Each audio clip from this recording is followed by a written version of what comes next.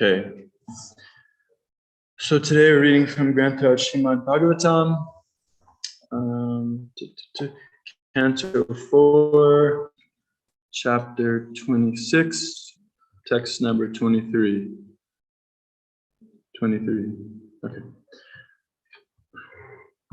And this is a chapter entitled King Pranjana Goes to the Forest to Hunt. Okay, so just chant the Sanskrit and yeah, just bear with me. These are the formalities that we do.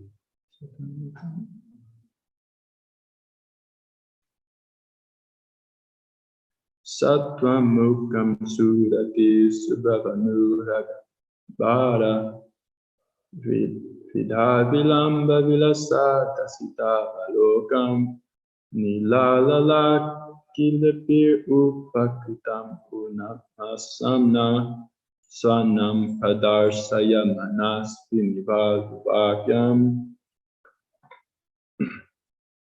Okay, so if you didn't understand what that meant, any of you guys did? No? Okay. Every word, okay. Maybe you would have, but I didn't chant it very well. Okay, so the translation, or the synonyms, sa, you can repeat this one. You guys can repeat after me. Sa, that, you, my wife. Tvam, you. Mukam, your face. Sudati, with beautiful teeth. Subru, with beautiful eyebrows. Anuraga, attachment. Bhara, loaded by. Vidha, feminine shyness. Vilamba, hanging down. Vilasa, shining. Hasita, smiling. Avalokam, with glances. Nila, bluish. Alaka, with hair. Alibi, be like. Upaskritam, thus being beautiful. Unasam, with a raised nose. Na, to me. Svanam, who am yours. Padarsaya, please show. Svini, oh, most thoughtful lady. Valguvakyam, with sweet words. Okay, now we're going to put it all together. This is translate. Ready for this? Okay. My dear wife. Okay, and so just a little context here. There's a king, and there's a great sage. Anyone heard of Narada Muni? He's a spiritual spaceman, so he can go anywhere in the universe. So who knows? He might show up this morning for breakfast. But so he shows up to where this king is, and this king, and because he's a sage, a saintly person, he wanted to instruct the king, and the king was also asking for it. But you guys ever experienced where someone, they might ask your advice, but they can't handle it actually? You're like, okay, so you kind of like sugarcoat it a little. So this narration is it's sugarcoated because what the sage does, he says, okay, I'm going to tell you this story of somebody, and then and really the story is about the king's situation, and how the king is in the material world, and he's bound to die, and he's suffering. Pretty much it's the same situation, but by telling him, okay, this is just a story, then the king isn't like getting all defensive, So it's good tactic. So this is now a continuation of that kind of sugar-coated instruction in the form of a story. My dear wife, your teeth are very beautifully set, and your attractive features make you appear very thoughtful. Kindly give up your anger, be merciful upon me, and please smile upon me with loving attachment. When I see a smile on your beautiful face, and when I see your hair, which is as beautiful as the color blue, and see your raised nose and hear your sweet talk, you will become more beautiful to me, and thus attract me and oblige me. You are my most respected mistress. Okay. So that's the text, and then now is the explanation by our Guru Prabhupada, who translated and wrote purports on the Bhagavatam. Purport. And I'm gonna quiz you guys, okay? You got to remember something from this, okay? So listen carefully. And an effeminate husband, attracted by the external beauty of his wife, tries to become her most obedient servant. Sripad Sankaracharya has therefore advised that we not become attracted by a lump of flesh and blood. The story is told that at one time a man, this is a classic story here, you're gonna like this one. Okay, this story is told that at one time a man, very much attracted to a beautiful woman, wooed the woman in such a way that she devised a plan to show him the ingredients of her beauty. The woman made a date to see him, and before seeing him, she took a purgative, and that whole day and night, she simply passed stool, and she preserved the stool in a pot. The next night, when the man came to see her, she appeared very ugly and emaciated. When the man inquired from her about the woman with whom he had an engagement, she replied, "I am that very woman."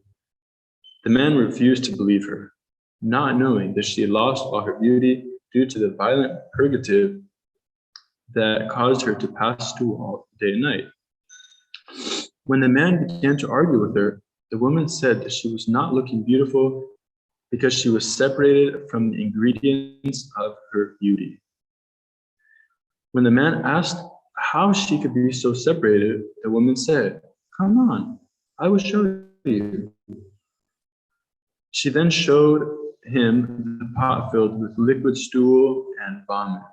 Thus, the man became aware that a beautiful woman is simply a lump of matter composed of blood, stool, urine, and similar other disgusting ingredients. This is the actual fact, but in a state of illusion, man becomes attracted by illusory beauty and becomes a victim of Maya. King Pranjana begged his queen to return to her original beauty. He tried to revive her just as a living entity tries to revive his original Krishna consciousness. Krishna consciousness, which is very beautiful. All the beautiful features could be compared to the beautiful features of Krishna consciousness. When one returns to his original Krishna consciousness, he actually becomes steady and his life becomes successful. When one returns to his original Krishna consciousness, he actually becomes steady and his life becomes successful. Okay, so do you remember anything from what we just read? One thing, if you guys can say. One less of like it could be even one sentence, or just like what's the whole message. Of course, just make it short, but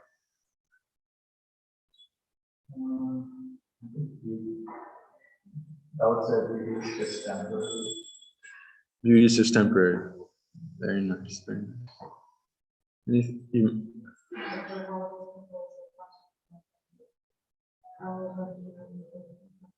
Yeah.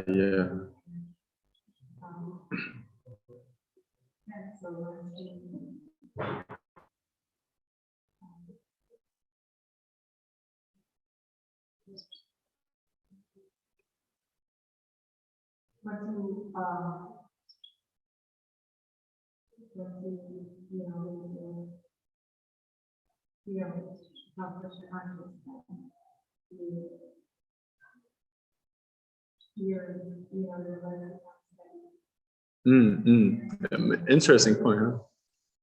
And what was it? And successful, yeah. That I could sure use a little of that. Steady and successful. Mm-hmm. So you're reading like the texts one by one. Today you just came up on those texts. Just happen to be, yeah. Wow. I know. I'm also. So this is very famous. I heard. Yeah. I mean, I heard this so many times. Mm-hmm. They actually used to do this as a play. They would go on the street and then just be like, oh, like go to a busy street in New York. Okay, guys, we're gonna do a play now, and then they would do this play. Any favorite point from it you heard, or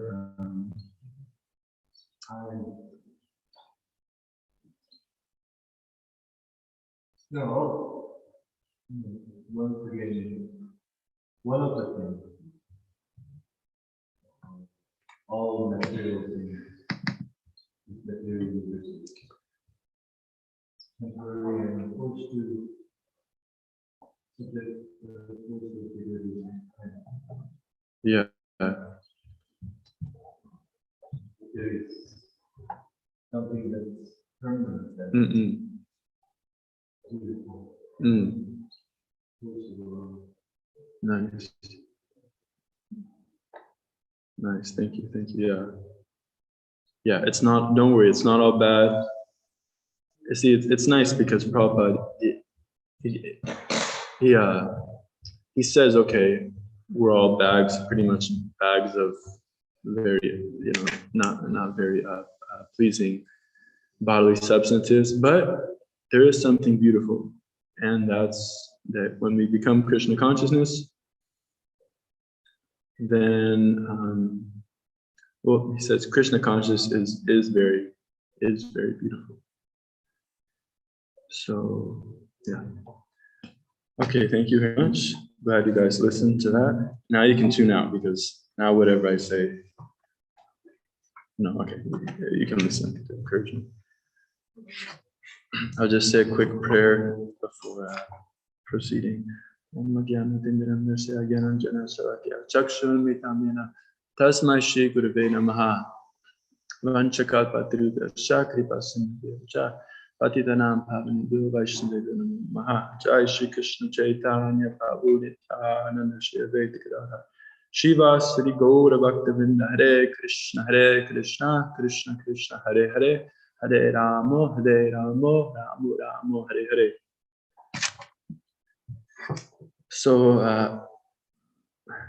blessings please from everyone present, especially the senior devotees. We have usually we don't have something today.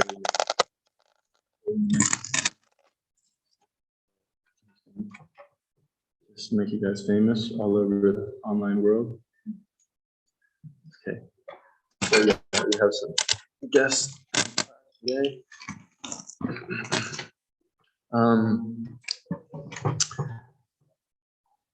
Yeah, so like you guys were saying, yeah, very instructive story, this whole thing about liquid, actually what they call this play liquid beauty. And because it's very instructive as to, yeah, what is reality. So the whole Srimad Bhagavatam is actually it's like pulling the veil off this kind of like play that we're all in. So like imagine you go to like a Broadway play. You guys ever been to a Broadway play? Oh really? Oh, And so imagine you go there and then, it's some play where they are going to dress up and stuff.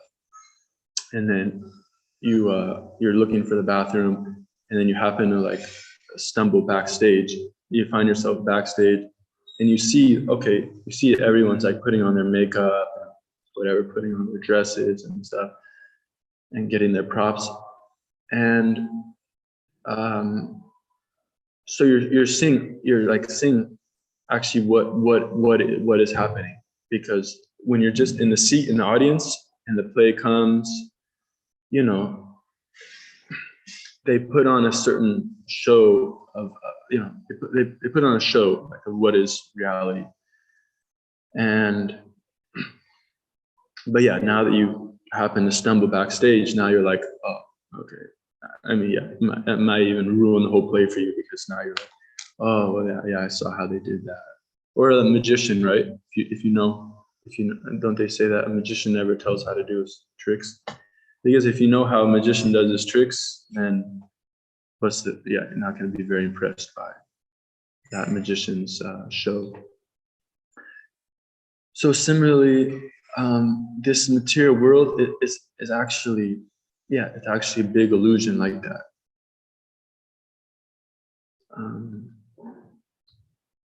The material world is actually a big illusion.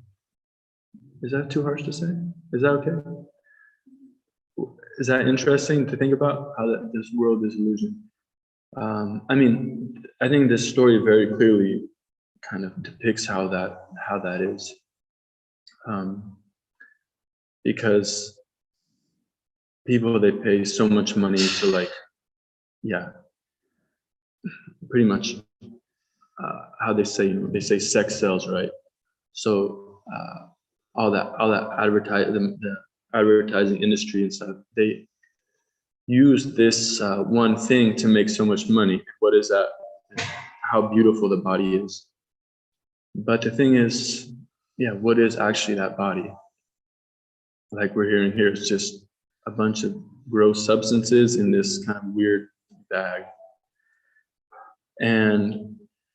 But we're so attracted to this weird sack of, bodily substances.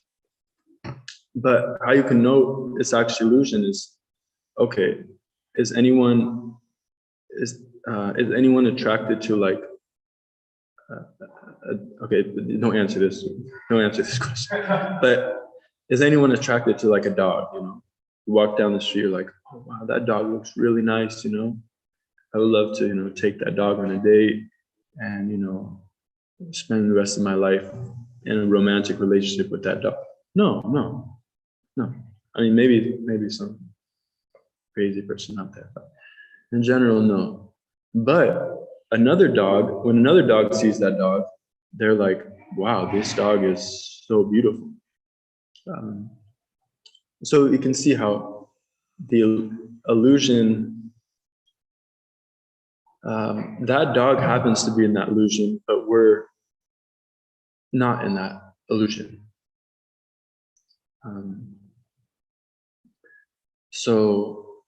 Because the dog is thinking the same thing about the human. Dog's like, the dog would never think of trying to,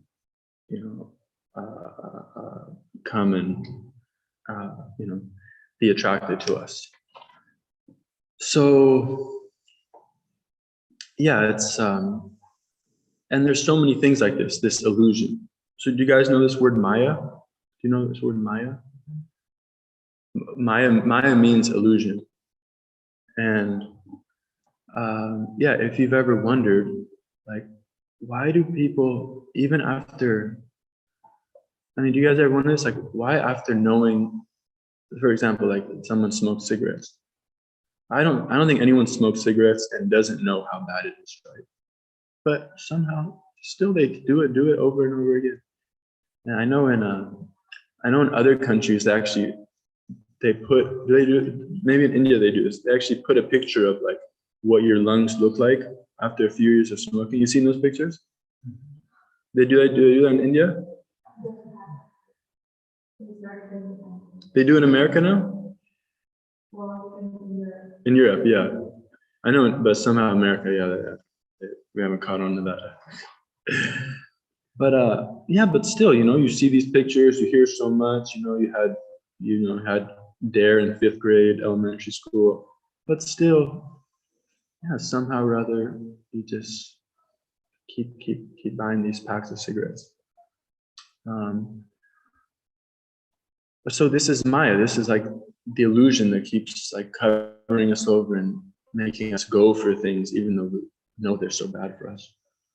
And similarly, it's interesting because there's certain researchers, they study like people's habits and how people form habits, and so they know about these things like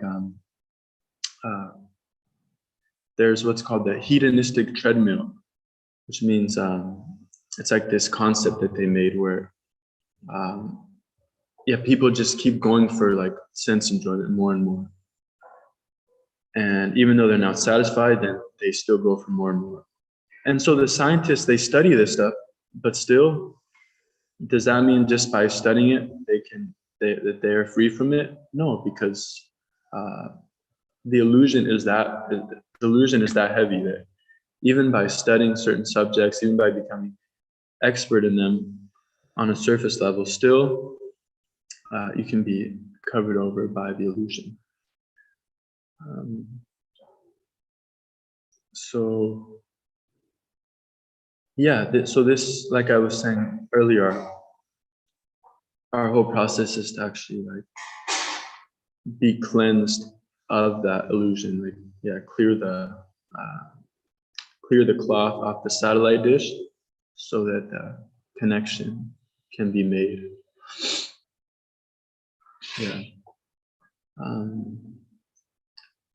And our guru, he made one term. He said people are in a mass consensual trance. Does that make sense? Mass consensual. So everyone, like, there's like a zombie epidemic, and everyone just be walking around like, who give me flesh. That's what people are actually in. They're in this mass. So it's all the masses. Everyone's under it, and it's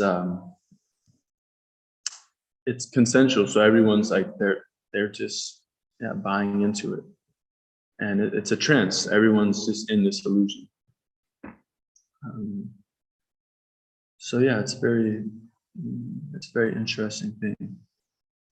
And I was thinking the other day, I was driving between Harrisburg and here, and I never noticed, but along the river, there's all these houses actually down there. They're pretty nice houses, and even there's like whole neighborhoods.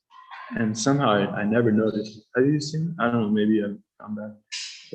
You saw them on your way here? Yeah. If you look down, always be careful if you're the one driving. But if you look down, you can see there's all these nice houses along the river. And I was thinking, like, it's so interesting because like what this mass consensual trance makes us do is it makes us all go for sense gratification, right? Because we all think, okay, I'm this body, and my whole existence is to actually please this body. And we see as for kids and younger people, this takes like very extreme forms, right? Like someone, like they say like kids nowadays, just in general, younger people, they're more into like kind of extreme things that you can post on your Facebook or Instagram, like, oh, we skateboarded down this like super steep hill, and they'll like post it on Instagram. And so with young people, like the sense enjoyment is a little extreme like that. But I was thinking, yeah, and like this whole concept, like everyone is searching after pleasure. So we can see that with younger people, yeah, we can see that more. They're like going here and there, going to whatever clubs and going to parties because they're seeking that pleasure. But what about for these people who just live like these nice country lives, just living on the river, I just mow my lawn, go fishing. Yeah, it's interesting because for them, their pursuit of sense gratification doesn't seem so extreme.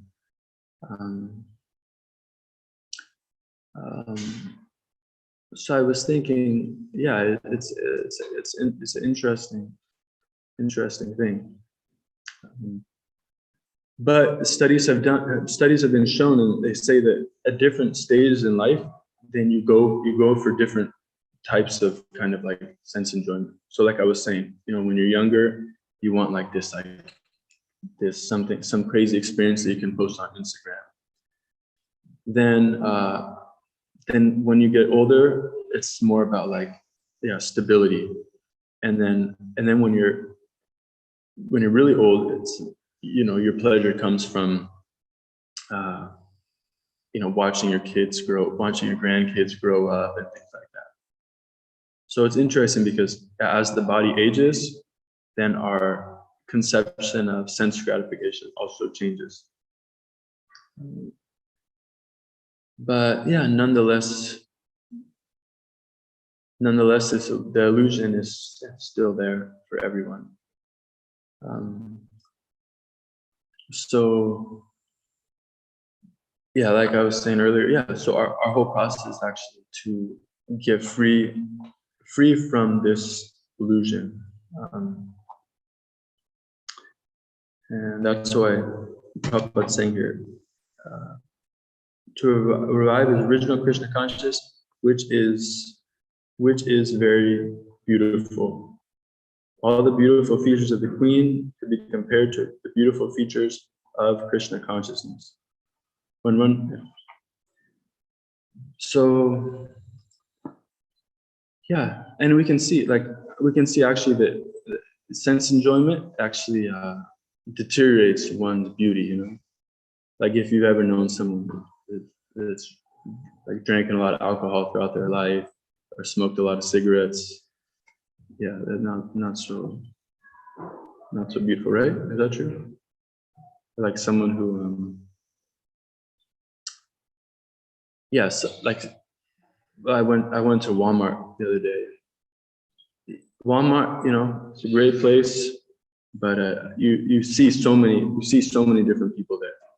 And I remember when I used to travel around, I was thinking, okay, we read the books, and then we get practical realization when you go to Walmart, because you see, oh my God, wow, the people are, there's some just wild people out here. Like yesterday, the cashier, when I went by, I saw the cashier. He looked a little different. I don't know, something on his face or something. And then after I checked out and I was walking past him, I could see his face was painted like a ferocious lion. And I was like, I don't know, it could have even been a permanent tattoo for all I know. And I think Halloween's, I think we're on the opposite end of the year of Halloween. So, but anyways, you see so many wild things, and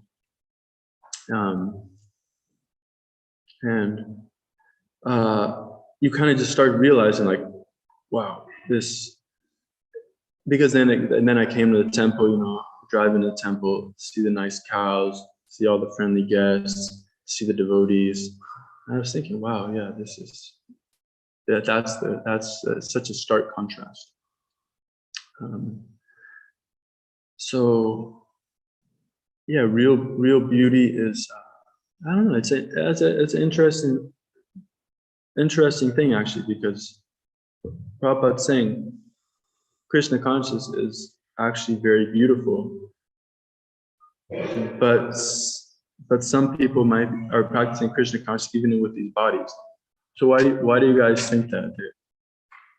Why do you guys think that it's saying when one revives his original Krishna consciousness, this is actually very beautiful? What are you guys' thoughts on that? I'm looking at you first. Yeah, what do you think? Why do you think Prabhupada's saying this? That when one revives his original Krishna consciousness, this is actual beauty, opposed to like this liquid beauty. Or any of you guys, if any of you guys have any thoughts jumping around in your head. Living the truth and seeing beyond the veil of illusion. So there's beauty in it.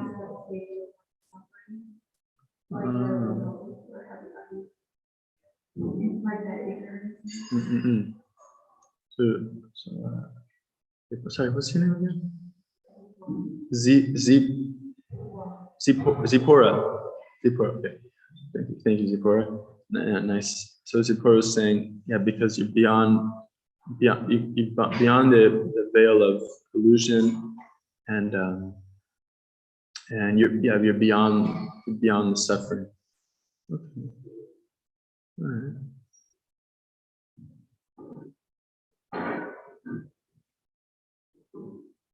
So like because if you see someone, oh, okay, because they don't have like magazines, like fashion magazines and stuff. Yeah, they don't want. They're like, oh, be happy, They're not like, okay, put on your pose of suffering. They don't say that. So by becoming Krishna consciousness, we become happy, and then that's beautiful, right? Because usually beauty is someone smiling, not like that. All right, nice. Anyone else have any realizations bursting from their soul? When we see different people, we can judge. This person is more beautiful than the other. This piece of artwork is more beautiful than another piece of art.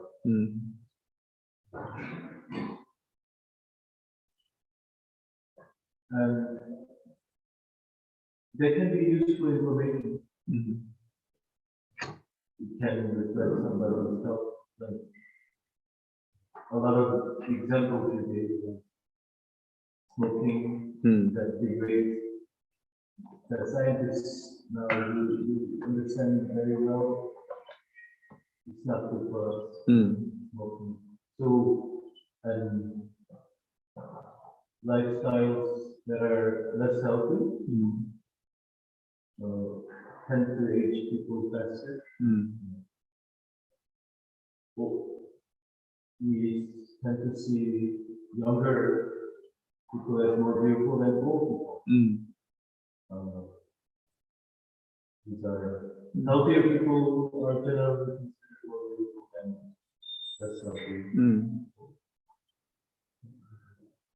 These are useful information. But how does it relate to Krishna consciousness?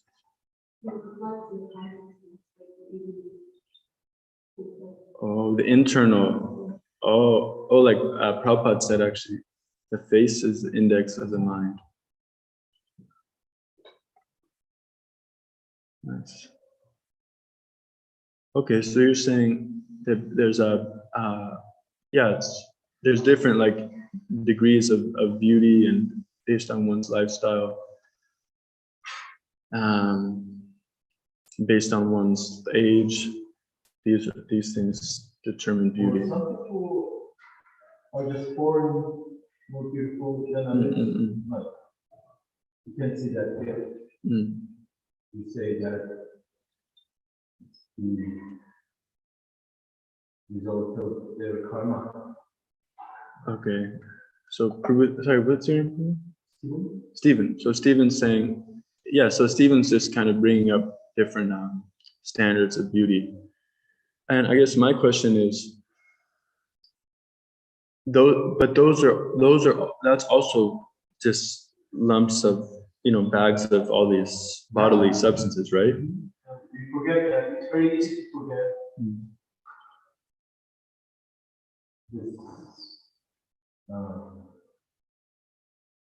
Physically, it's very arbitrary and temporary.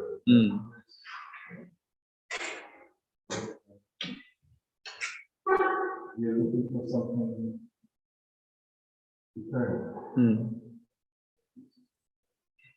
You're looking for source of all beauty. You know who that is. Krishna. I think Krishna even means all attractive. Yes. I mean, sometimes it is clear to me when I'm practicing. It's clear to you the beauty of Krishna. Yes, that is our practice. Nice. Our practice is remembering. Yeah, I'm trying to sum it up in there. Our Krishna consciousness means to get the best looking date. Krishna. The best looking date, yeah. Thank you, Prabhu. Yeah, interesting.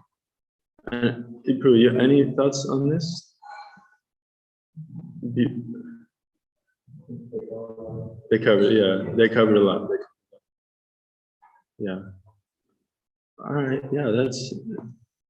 So there's different. So you're saying there's different standards of beauty, but it's all arbitrary. Yeah, like I was saying, the dog. I mean, yeah, we're not so attracted to like the beauty of a dog in that way, or like a snake. Like somehow a lady snake is attracted to a man snake. I don't know how that. Yeah, that's just. I don't know how that one works. But somehow, like a lizard, is attracted to another lizard. Yeah, so it's all arbitrary. I mean, I would say material. That kind of affection.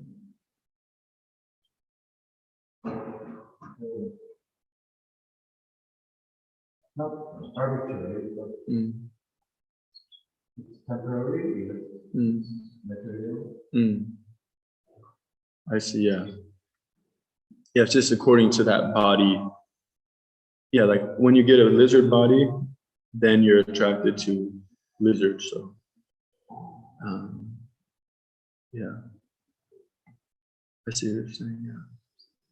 But the point is the ultimate beauty, or I guess round off your thought. So how does it relate to Krishna being the most beautiful? Okay, I guess you said art. He's the source of all beauty. A short little aspect of him. Whenever we know it's a beautiful. Spark of his splendor. We know where the source of that beauty. Nice. So Prabhu is yeah, nice. Yeah, the 10th chapter, right? Krishna is saying, what is the use of me saying all these things? Simply everything you see that's beautiful is just simply just like a little portion of my beauty. All right. So we can come in contact with, yeah, so Krishna's he's the beautiful for everyone. That's why he's the absolute truth. He's yeah, even the lizard can be attracted to him. The snake, the poodle. Yeah, he's the one ultimately that we're all seeking a relationship with. Okay. Sorry, my Jimmy rig stand is. Okay. Okay. Very nice. Thank you for sharing that, guys.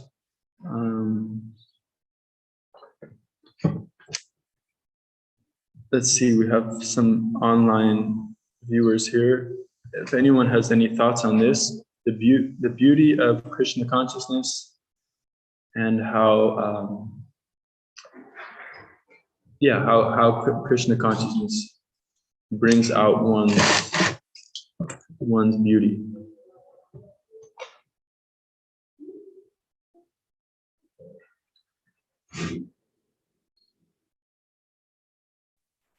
I think it does because it's connecting you to your. Wait, hold on. David, let me turn this up.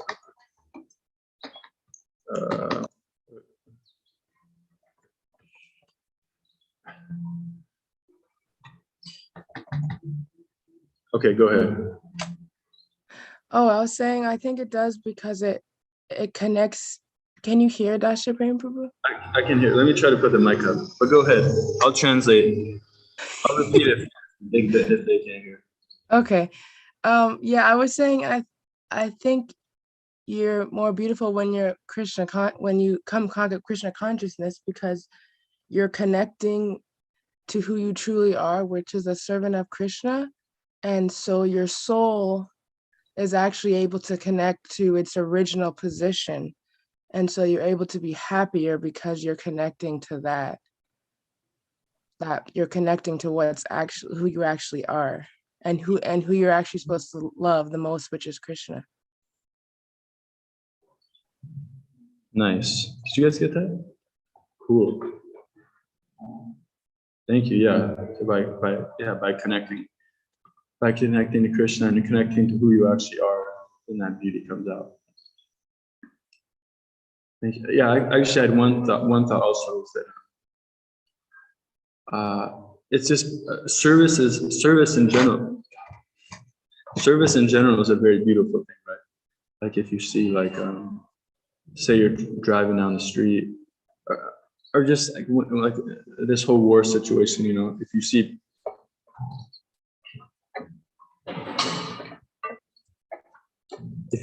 pictures of someone giving out food to these people who are hungry, it's kind of beautiful, right?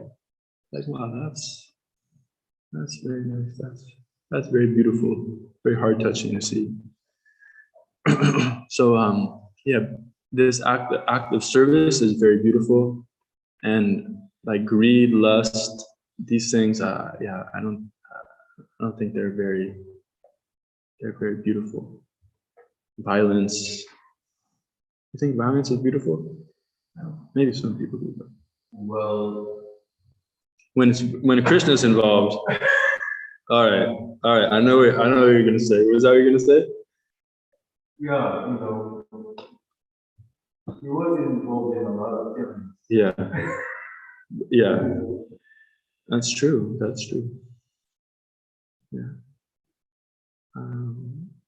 Krishna was involved in a lot of killing. Yeah. But he's. I mean, yeah, there's that famous line that in Bhagavatam. I become death.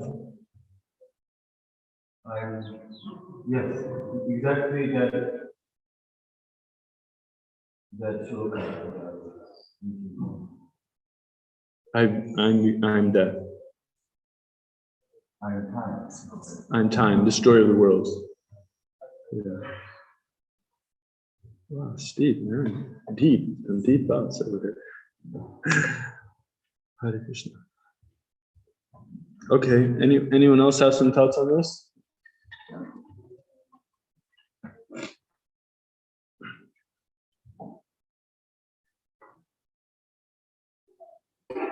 Tarka Prabhu, I see you see low. No, okay. Okay. Thank you. So anyone want to share a takeaway? What's a takeaway from all this? Because we kind of like had some different thoughts. And so what are we going to take away from today's discussion? Stephen, what are you going to take away from today?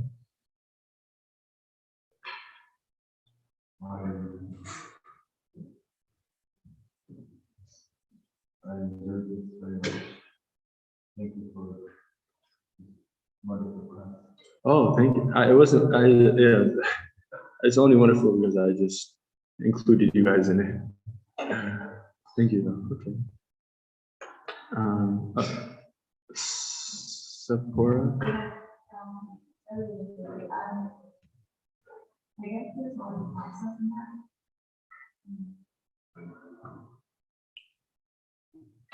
There's a lot of process. Like there's a lot of process. Oh yeah. Just like the material world.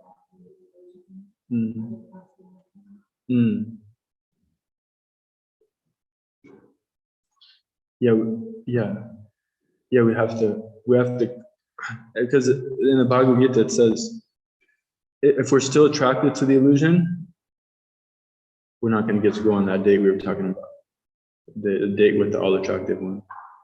So yeah, if we're still in illusion, attracted to illusion, then there's no chance of getting in contact with that. Like as I heard the example, like if you're about to get on a plane and then you realize that you forgot your laptop in the waiting room, which one are you going to choose? You know, are you gonna go on the plane ride? Yeah, pretty much you can only have one. You can either go on the plane or you can run and get your laptop. So that's like, yeah, if we're running after things in this world, then we're not actually going to be able to get in contact with the ultimate beautiful object, Krishna. So, yeah, take your pick. Prove anything? What are you going to take? The one thing I want to share is, out of the entire retreat, this morning, 4:30, it was very moving for me. I felt I was coming from a different place. Wow.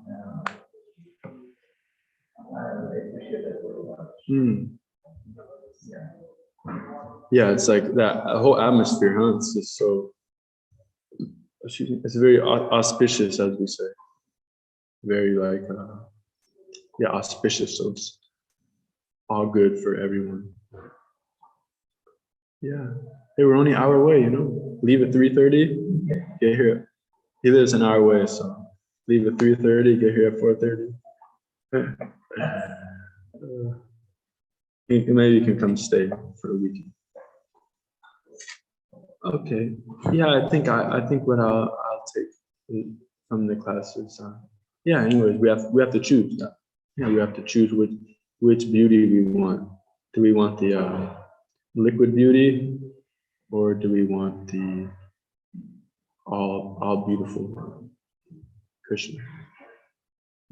Because we can see, it really, like, even just walking around this farm, you know, things are very beautiful.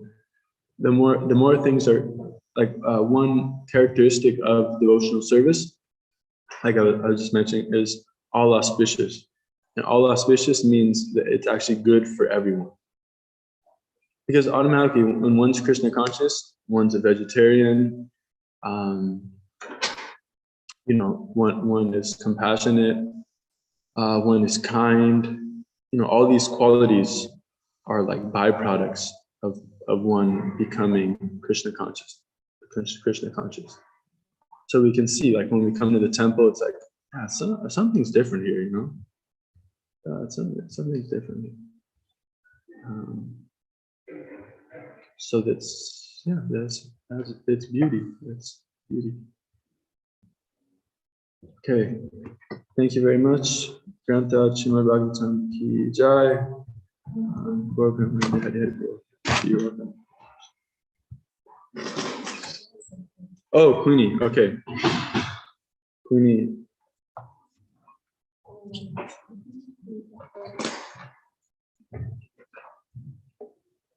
I was inside and I was thinking about the question the question we've been discussing, why Krishna consciousness makes someone beautiful. What is the quote exactly? When a living entity tries to revive his original Krishna consciousness, he tried to revive her just as a living entity tries to revive his original Krishna consciousness, which is very beautiful. Krishna consciousness makes someone.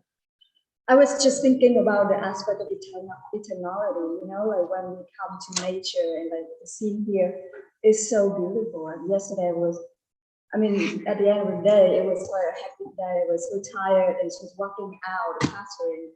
And it was just like, wow, that was so beautiful. It calmed me so much. I was just thinking that, so that's sort of like the beauty that we appreciate, but it can be like at some point when like war happened, or something happened, it can be disrupted. It can be destroyed. That's what I'm trying to say.